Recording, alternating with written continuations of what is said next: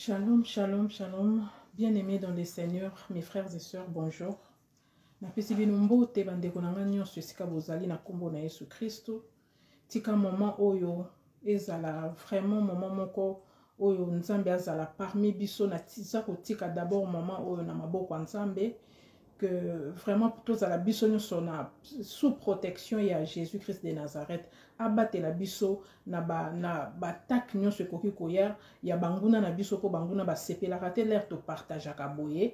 Donc natiki vraiment moment oyo na maboko ya Yesu Christ tika vraiment Seigneur Jésus-Christ azala na biso a protéger biso banda e bandeli ya partage na biso ti na suka na kombo na Yesu Christ totiki maman oyo et nous disons tous gloire et louange à toi Seigneur Jésus-Christ de Nazareth. Amen.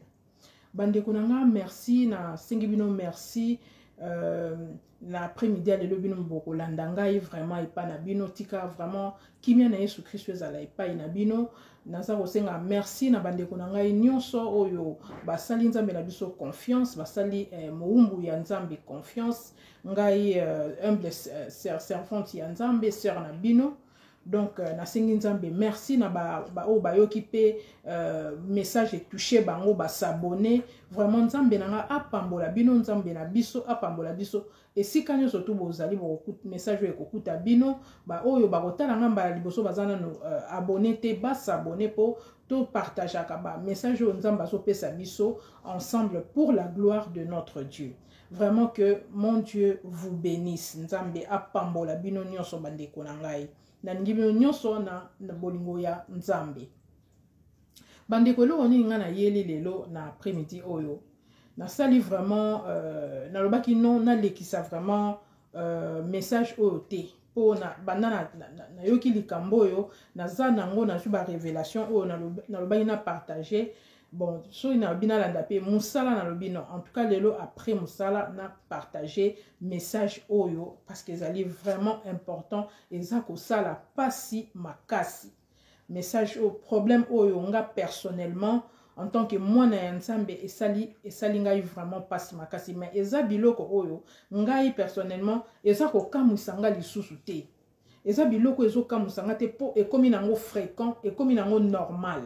Et comme il y a une place nyonso, et comme il y a une salama, et puis vraiment, n'engue kara Bible, il s'agit de son cananza, il s'agit de ce qui n'a tant yasuka, makambu, oye salama, batwe belé, bakozala séduit, même les élus seront séduits. C'est la parole de Dieu qui nous dit cela. Même bana ya Nzambe bazako kweya na ba piège, bazako kweya na panneau, ndenge nini bana ya Nzambe bakoyiko kweya na piège o mungu nazo salela bango ndenge nini maloba wana nyonso ezali po maloba Nzambe ekokisama mais bandeko na nga na kosenga na bandeko na nga lelo bana Nzambe bofungola misu na makambo zo salama makambo ebele to salama pembeni na biso me bana Nzambe ebele baza komona te bazali komona te za te ke bazo sala semblant bazo ignorer non ils sont tout simplement aveuglés. Baza aveuglé na ba puissance mususu eza pembeni na bango mais baza kokoka ko sosola yango te.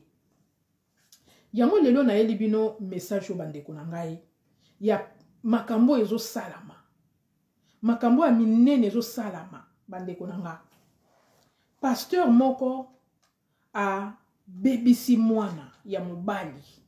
Na yebi ata kombo ya pasteur yango te. Po na moni batie kombo na ete l'air na mona ki sujet wana na landa na kota ki vraiment po na tala likambo na po nga esika batanga akomo Nzambe na ngai place Nzambe apesinga révélation esika Nzambe ayebisinga salite na kota raté na tala raté mais siko Nzambe ayebisinga eloko te so na moni baza kopesa sujet ya Nzambe na kota kana talaka. Donc, c'est normal. Mais avant toute chose, na sala la prière pour nous retaler le cognon surtout dans le conseil bino bande quoi. Vambo fungolaka. Page nyon sobo sala la prière. Au sali prière nzamba bate la opo on ne sait jamais makambo to komi na tangu ya suka. Nangonga o ya suka makambo ya kili ya mabeza ko salama na misu na biso. Neti oyo likambo esalami. Bandeko nanga pasteur moko a bebisi mwana na Kishasa kuna na Congo na mboka na biso je pense eza na Kishasa a bimina mwana ya mobali a violé mwana ya mobali na sima a violé mwana ya mobali na sima na ye bandeko na sima pona lo baba mo mususu ba grossièreté te toyebi soki mobali abimina na mwasi po mobali asalama abima na mwasi abimaka na mwasi na liboso sikoyo wana mobali pasteur abimina mwana na sima abebisi mwana aviole mwana na sima bandeko na ngai ezali te sujet oyo na ye na yebisa bino mpo bosi boyoki yango nga naza chroniqueuse te naza servante ya Nzambe na ye na message oyo puisqu'il y a des choses oyo Nzamba révélaki biso na makambo oyo nazongeli lelo pona confirmer kaka bino ke bana Nzambe makambo Nzamba azoyebisa nga mosali na ye oyo azopesa à partir na ngai pona pesa na bino bana na ye ce sont des choses vraies eza makambo ya solo makambo pasteur oyo asali nga na landi mwana wana aza koloba na munoko na ye aza koexplike ndenge pasteur wana abimaki na ye avant pasteur wana abima na ye makambo oyo pasteur wana asalaki ndenge nini mwana wana a expliqué pasteur wana a expliqué que pasteur wana asalaki ba prière azako sa ba prière avant bima na ye 8 fois abimi na mwana wana violé apandi ye na sima bebisi mwana wana na sima mwana mobali ya 14 ans mais avant kende na mwana wana azali kosala ba prière azosala ba prière à invocation bandeko nanga je pense que makambo yo mwana ya lobi ngai na utaki ko partager na bino na lobi Nzamba lakisaki nga livre moko satanique diabolique oyo bandoki basalaka ba invocation na bango oyo pe ba pasteur ya lokuta basalaka ba invocation na bango pona ko benga monde invisible pona ko fungola porte ya monde invisible pona ko sala ba invocation po bakota na monde wana invisible po basala makambo na bango ba pasteur ya lokuta basala kango bato mabe bandoki pe basala ngo bandeko na ngai na yebisaki bino exactement ndenge wana so botali vidéo o na partageaki ya na kabolaki message o ya livre ya bandoki ti kombo livre wana Yiun Visar na pesaki bino définition ya lettre moko ya kombo wana bandeko na nga yango to komite makambo mwana wana lobby ya invocation pasteur wana zo invoquer monde moko boye azo invoquer monde invisible azo beta azo benga kombo ya 600 0666 00 bar bandeko na nga na pesaki bino tina ya lettre wana ezali invocation o eza na kati ya ba livre na bango Nzamba pesaki biso ezali lettre o soki botali na vidéo o na partager ki bokomona lettre o na kati ezali invocation ya lettre chiffre de la bête 6 kozwa makasi ya boniama ko invoquer diable ko fungola porte ya monde invisible pona ko benga diable ye moko en personne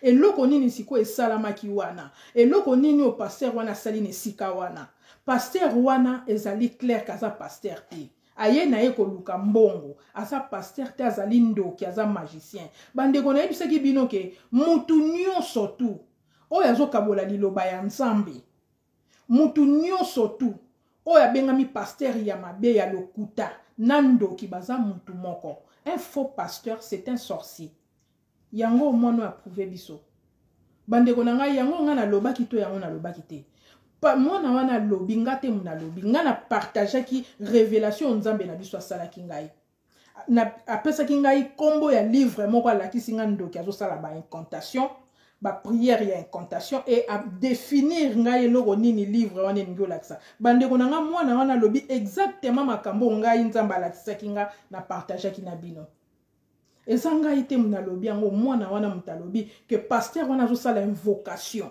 amelisi nanu ba drogue a droguer ye amelisi biloko makasi je pense pour mwana wana yoka pasi à supporter yango ah Seigneur Jésus-Christ en tout cas Seigneur Jésus-Christ ya na yembango ndenga laki biso azoya mbango ya penza mbango siko bandeko na ngai eloko pasteur wana sali ba invocation wana sali abengi invoquer à utiliser lettre o wana a fungoli monde invisible wana eloko nini salami na l'air wana bandeko na nga pasteur wana a sacrifier nde mwana wana Tango azo sala bongo avant sala ngo bengi monde na bango ya bandoki ya fungoli porte wana apesi mwana wana kopesa. Et sika o message e kokoma bandeko ya mwana oyo famille ya mwana o balukela mwana o véritable délivrance et pas ya un pasteur ya solo.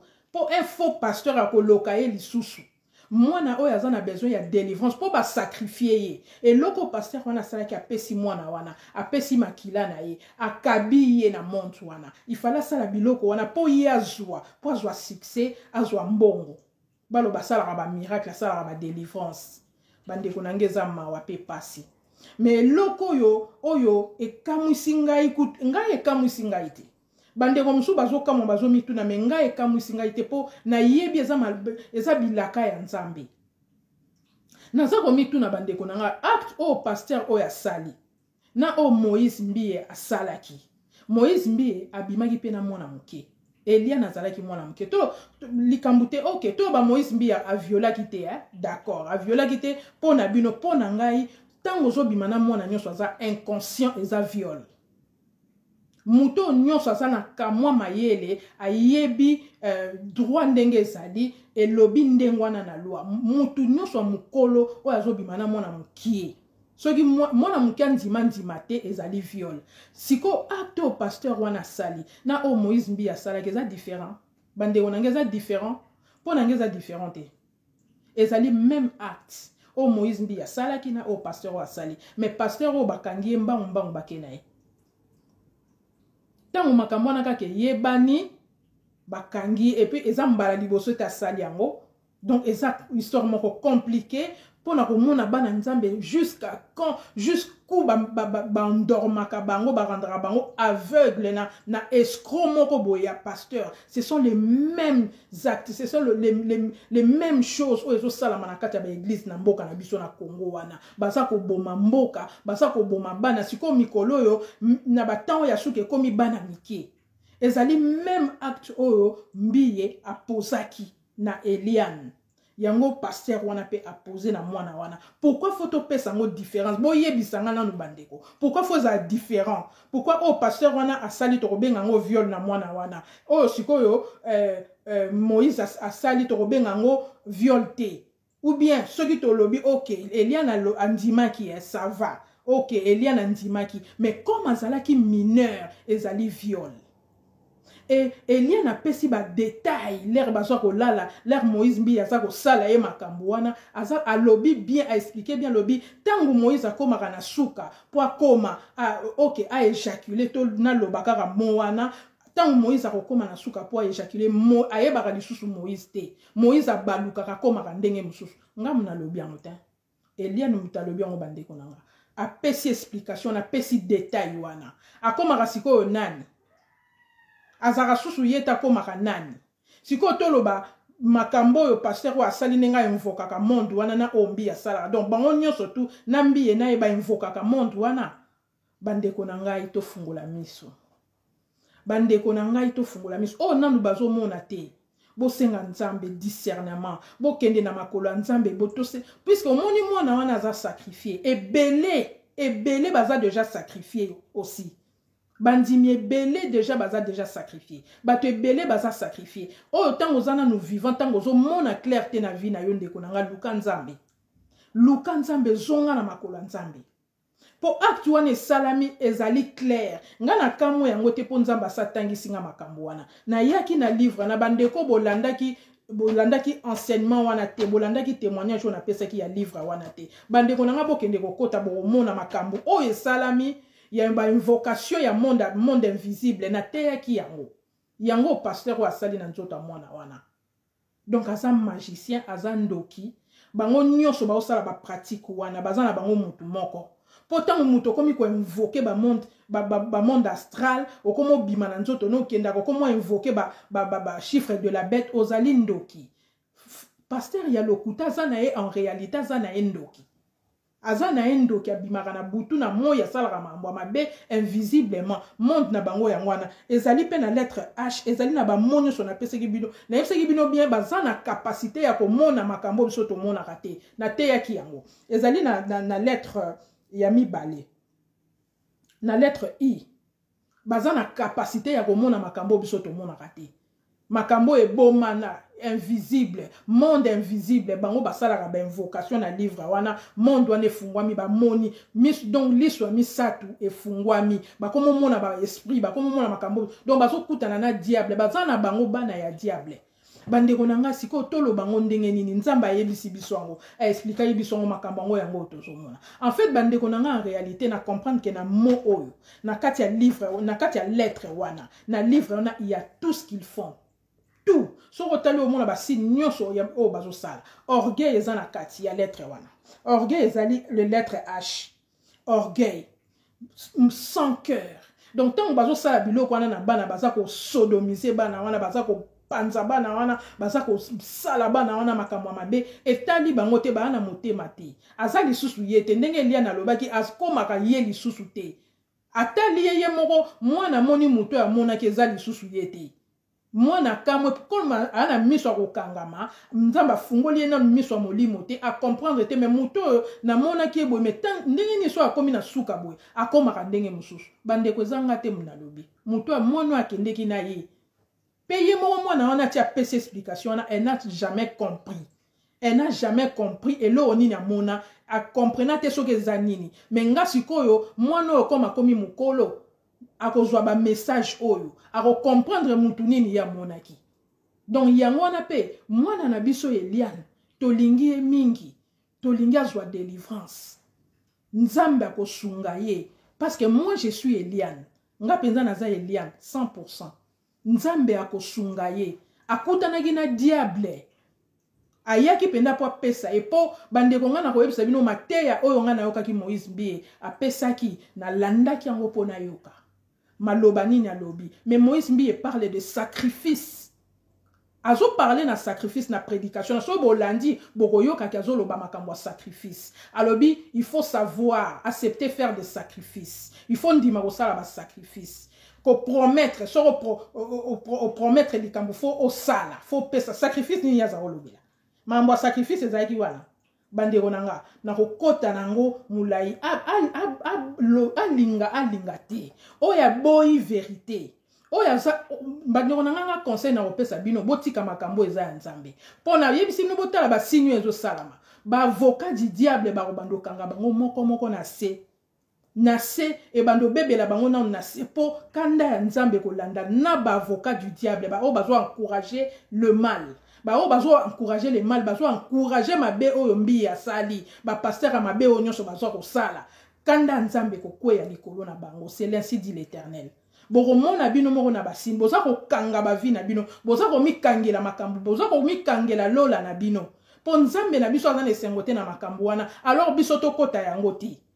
Bandeko nangelo na ikina yebisa bino vraiment lelo yango wana bososola bozongela mateya o na pesa ki botana na makambo o ezo salama poto mona place to sokende tozala vigilant tozala miso ya kofungwama tolala te tozabana na nzambe vraiment nzambe nanga apambola bino pe abatela biso na bana benyo surtout oyo to miblengela poto zela retour ya Jésus Christ na biso de Nazareth azoya ko église na ye po mabele ki mingi nzambe nanga apambola bino et moi je vous dis à la prochaine. Au revoir.